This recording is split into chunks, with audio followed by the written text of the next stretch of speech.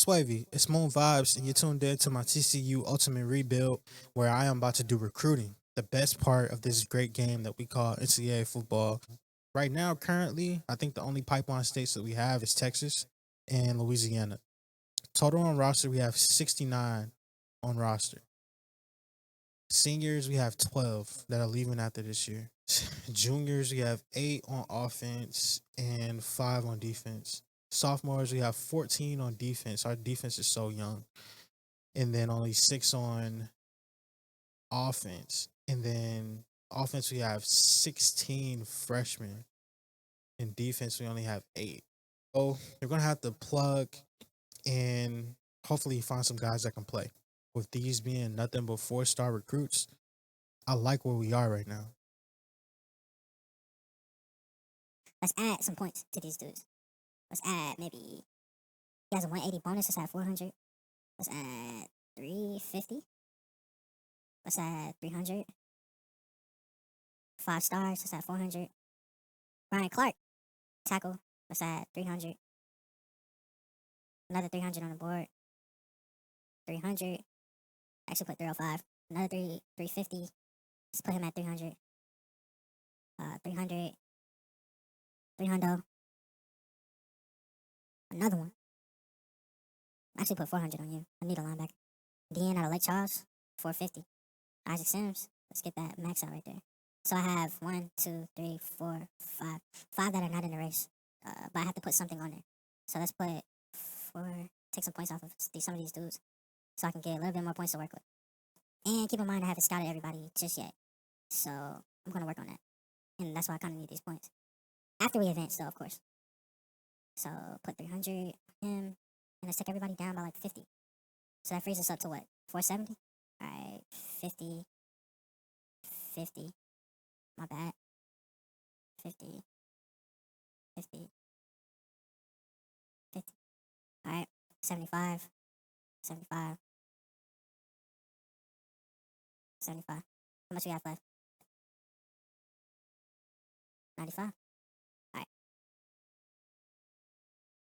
I'm going to keep these on my board. Now, the ones that progress and I have good standing with after this week, after I advance, I'm going to keep them on my board. The ones that I don't have good standing with, I'm going to exit them off my board. We have a lot of players that are interested in us. That's 3 and 4 stars. So tight end, athlete, cornerback, outside linebacker, athlete, outside linebacker, middle linebacker, tight end, tight end. We have all our team needs right here. All of them. We don't have to go anywhere. But I'm going to wait to add them to my board until we get to next week. If we look at the states, Texas, Texas, Cali, Texas, Texas, Texas, Texas, New Jersey, North Carolina, Texas, Texas, Ohio, Texas, Arkansas, Texas, Texas, Texas, Florida, Texas, Texas, Louisiana, Texas, Texas. Like, that's what we're looking at. And so I have to get outside my comfort zone and actually go search. So there's only 2 corners in all the states that are 3 stars that are actually interested in us.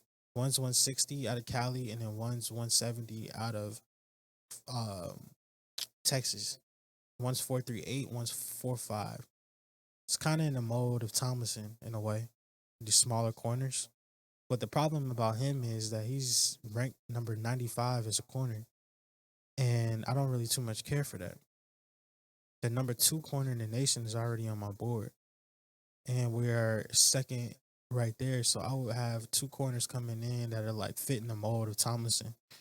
Best thing that we need right now is quarterback. But as you can see, there's only 1 star that's interested in us, and that's not gonna hit it. Cornelius Heron, pocket passer, but no really schools is interested in him. But right now, it's looking like the pocket passers are really the ones that's taking over, and the scrambling ones are not doing us justice right now. Like this guy, proximity to home is his most important thing. So for him to come to Texas from Colorado is going to be a reach, but there's only 4 schools that are interested in him, and I'm thinking maybe, just maybe, I could be the person that comes in and snatches him up. Pocket passer TJ Green, I might have to swallow my own pride and try to scout him. Lewisburg, Tennessee, 61206, Greg Singleton, number 25 quarterback. He only has 6 schools on his roster, and he has throw power and throw accuracy that's better than the rest of these 4-star quarterbacks. So I'm gonna add him. Sheldon Brown. I knew this class was not really good, and I was right. We don't have like any dynamic speed. Like he's a scrambler, but his speed is a C. Throw accuracy is a C. He has 4 schools interested in him, and he might just be a gem. Jason Jackson, I keep coming to you. You only have 5 schools interested in. Let's add you. Matt Kirkpatrick. Sorry, should have had a Snickers. 4 schools only interested, but he has a D in proximity to home. And you from New Hampshire, but you want to go to Ohio State, Michigan, and Auburn, and they are interested in you. You have to be a gym. And if we look at our map now, we are flooding the Southeast with trying to find talent, and most of it is quarterbacks. Then you got the 3 out west, one in Colorado, up north, but it's really the Southeast that we're trying to solidify. And this is SEC country, so you know how that is. You saw me placing different amounts of numbers of points on certain players on my recruiting board previously. My strategy was to sort by largest deficit. If I sort by largest deficit, then it shows me the players that I'm furthest away in the racing. If I put points some of my highest points on those players, then it helps bring the points needed down, and I actually stay in the race more. Now, sometimes you'll see you put points on players, and they will become either even further outside of your reach. And there's times and cases where that happens, way more times than not. Then you have the players that are closest to me in the largest deficit that I'm not really worried or concerned about because they have a higher chance of coming to my school. Now, because I have 4 and 5 star Spark 100 players on my recruiting board, it helps it be easier for me because I want to make splashes. I already showed you the amount of 3-star talent that actually wants to come to TCU that I don't have to do anything besides put them on my board. And those are the first interest players. I always add them to my board last as a filler after I already try to weed out through the 4 and 5 star recruits to see who can I get. I call it going fishing in the ocean versus going fishing in the small pond. In the ocean, I'm trying to catch sharks and trying to catch big prey. In the small pond, I would be happy to catch something that is along the lines of a huge catfish, or I'm trying to find something. If I find something exotic, aka a gem, then I'm happy, because I'm still in the small pond and I got you while I was here. But if I'm in the ocean and I'm able to solidify one of the big recruits in the board, that makes me even happier because I'm solidifying my draft or my recruiting class to be the best that it can be and have a higher ranking. And it comes down to not really the amount of 3-star talent that you have, but the amount of 4-star and 5-star talent that you have that separates your recruiting class from being average to being top 50 to being top 25 to even being top 10. I put points on this guy. Actually, I didn't. Didn't put points on him. He was a quarterback out of Georgia, and North Carolina signed him, and I think they instant committed. Yes, so I gotta get rid of him. Bye, Dustin Stevens. You're 15-20 behind, and this is where I can't get in my own head. He's a quarterback, yes, but he can go. Now, Corey Sherman, 1,400 behind. He's the number 3 guard out in California. This is where we have to probably work smarter and not harder. I'm going to scout him and want to see if he's worth it. 68 speed, 68 agility, 84 strength. Impact blocking is 80. Run block is a B, so it's probably going to be like an 82. Is he worth me being in a race knowing that there are a total of 7 schools already outside of myself that's already offering him a scholarship? But I'm only 520 behind though. Well, no, actually I'm 1,400 behind. I'm down 520 and I just offered probably 350 last week. So this is where I have to swallow my pride and say I'm not gonna probably be able to get him. Cornelius Herring, that's another player that I added as a quarterback out of Florida. He wants to go to Florida State, and his competition is South Carolina and Miami. Now I can max him out, but there's no guarantee that I'm gonna be able to keep him on my board. So I have to get rid of him. This is where you have to be detached from your feelings. We have a quarterback out of Lewisburg, Tennessee. He is actually looking like he's about to commit to Georgia Tech, and Tennessee looks like they are going to be in the race with him. His bonus is 175, so that makes me say, no way, Jose. Then we have Corey Walker. He's 1,325 behind, and I offered him 300 last week. Now, I can offer him a scholarship. I could scout him some more, plus one. 88 tackle and 84 play recognition. That alone in itself is appealing, but C speed is not so appealing. And it makes me think, well, there's only 4 schools that offer him a scholarly so far. I'm only 600 back from Tennessee, I think, and 1,300 back from the lead. He has a projected cutoff of 4, so I could get in the race, but my bonus is lower than everybody on this board, so it'll be a stretch. So I'm going to have to get rid of him. Christian Smith, 210 bonus, similar to what I just said before. Quarterback, going to have to get rid of him, and plus he's probably going to go to Colorado. 170 bonus is kind of tied for lowest on the board right now. But Georgia seems to be the school that Mr. Stanley Clancy wants to go to, and he's out of Buford. And I don't blame him because he would want to stay in state. So that makes a lot of sense. So I got to get rid of him, Stanley. Brian Clark, out of the tackle, out of Cali. This is where I'm going to have to make a stand and really decide if I want Cali as a pipeline state or not.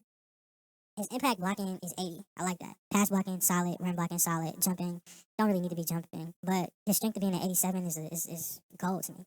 Every school above him is offering him a scholarship. And for me, I'm like, why not max him out? I know I have the weakest bonus out of all of them, but it's not weaker than New Mexico, the Lobos. So let me add 500 because I want to add a player like him to my board from Cali. Cole Scott. When it comes to him, we are at 205, so it's not the worst on the board. And we are 1,140 away. And he has a projected cutoff of 2, and Texas and Michigan are the 2 teams that he's interested in looking at the most. He's a center, number 2 center actually, out of Arkansas, and he fits the mold of having us to come to our school. Impact blocking being 79 kind of is solid. Don't really expect much more. Now, if he had an agility of like a C or a B, then I would be like, okay, let's add him. But because he doesn't, I'm about to just max him out at 500. Bobby Hopkins, let's add 50 to you and scout you more. You're a tight end that has break tackle 89, chucking 88. That alone in itself is worthy enough to come to my team. So let's add points to you. Ed Hodges, let me scout you. 81 strength, finesse move 68. That's a problem. The reason why is because my D lineman already can't get off the block. So it makes it harder for me. Then when I look at Vandy being in the league at plus 60, everybody else is being down. I can see Vandy closing the deal out on him early, but at the same time, it could be a 4-star player out of North Carolina that is in a race for it with a Big 12 school. So I'm about to put some points on him and then keep going down the list.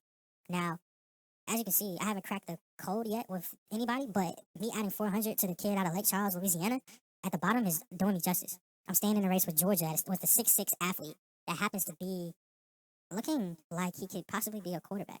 So I might not have to go look for quarterback anymore. Now, all these are quarterbacks. And I'm just happy to stay in a race with them. LaRue, plus 40, that's a good little jump up. But you want to go to Minnesota and your projected cutoff is only 1. That makes me nervous. So I'm not going to get in a battle for him.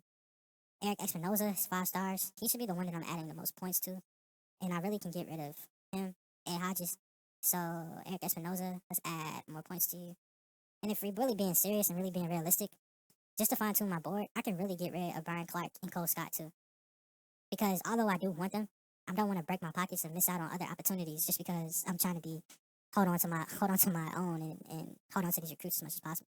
With Pitt being in the league for the number 1 strong safety, it makes me nervous because I'm like, well, if I scout him, he's down 1 overall, block shedding 67, and tackle is a C, hit power C, pursuit C, play recognition C, man coverage C. The only thing really special is his speed and then his acceleration. Agility for a strong safety is a good thing. But is it worth me staying in a race with Pittsburgh when they already offered him a scholarship? But I can be the number 2 team that is in the race with him, so I'm going to stay. Espinoza, I can stay with him. Number 1 outside linebacker. Let me add 300 to you. John Jones, I can stay with you too, because we are the only ones in the race with Nebraska. Jermaine Hart, tight end out of Greater Northdale, Florida. I want to add you to my board too, just because I think you can be a player of value. Calvin Ward, I'm 315 bonus, so I'm going to add 315 as your plus 315 for you. Isaac Sims, let me max you out to 500. Danny Brown, let's take you up to 300. George Russ, he's already at 350. Let's stay there. Quarterback Justin Hall out of Illinois. Oak Park, Illinois, 6'1", 223. He's a scrambler. B plus academic prestige. A scout, -4. That tells me bust. Could be the opposite, but I just felt it was a bust. Elusiveness 78. Is it 78? Yeah, 78. Throw accuracy. He's like a middle of the pack quarterback. We plus 400. Yeah, we plus. Yes, keep him. I stay on the boat with him. Is he a 5-star? 4-star? What is he? 3-star out of Virginia. Number 27 quarterback. Corey Bostic. Yeah, we can keep him right there. So let's just add 400 to you. Let's add 400 to you. Let's add 400 to you as well. So now we have 4815. So let's add 100 and then 85 for Corey Bostic. Let's put the difference, so 90, and then that's 5 extra points. So let's add 320 to Mr. Calvin Ward. And a lot of the players are coming from Texas, and we're making splashes in the Southeast. So one out of Georgia, two out of Florida, one out of Mississippi, one out of Louisiana. Then we got some players coming from the North too. And keep in mind, this is all before we add all of the the three-star talent on our board. Now, the good thing about releasing them out back into the water is that sometimes the recruit doesn't get looked at anymore and they'll end up being free at the end of the season. So it just kind of works out that way. If I had the power to scout all of my players, which I will have really, really soon, and that's another reason why I'm stalling out before adding these other players to my board, is I'll be able to scout them fully. And I'll be able to know, okay, who's a pretender, who's the real deal, who's actually coming to my school versus the ones that are not going to be able to make the cut. So sort by lock percentage. And as you can see, Alabama, LSU, like they're already locking up the recruits just by instant committing. But as you can see, there's so many 4-star talent out here that we have to try to get in a race with. So let's just add as many as we can to our board and see how they shake out. And a lot of them seem to be wide receivers, but you can't get rid of 4-star talent unless you know for a fact that they are not going to pan out well for your team. So I'm gonna take this 3-star off, and I'm just gonna stick to the 4-stars. And I know it's a stretch. The best thing about it though is just a reach. You're just throwing it out there and looking for a big fish and saying, okay, well, how can we make an impact with what we have? And it's not like we starting off the year with the bonus of 6,500 as our bonus at the beginning of the year. We only starting with 5,000 points to spend, so we have to make the most of these points. And doing that, we'll be able to advance the week. So with advancing the week, we will be playing at Texas Tech. So that is enough ammo for us to get prepared and pumped up and juiced up. And on this bye week, we got time to rest and we got time to rejuvenate, get our heads together, and really come together as a team. Our last practice was not really the best, but at the same time, I saw a lot from my team that encouraged me, and a lot from my team that made me feel like, hey, we have a chance to really do something special. If we put ourselves in the right positions to succeed. But with this recruiting coming in, I'm aiming to get at least like at least 10 4-stars. I know that's a hard goal, but I'm aiming to get at least 10. If I can get 10 4-stars, I'm shooting for the moon. If I land among the stars, then that'll be like 7 or 8. That alone in itself will be a great recruiting class for me because now I'm able to have something to work with, and hopefully they can be at positions where they can really help me right away and they can be on the field. Especially with us losing 12 seniors next year, so that's highly important, very important, actually.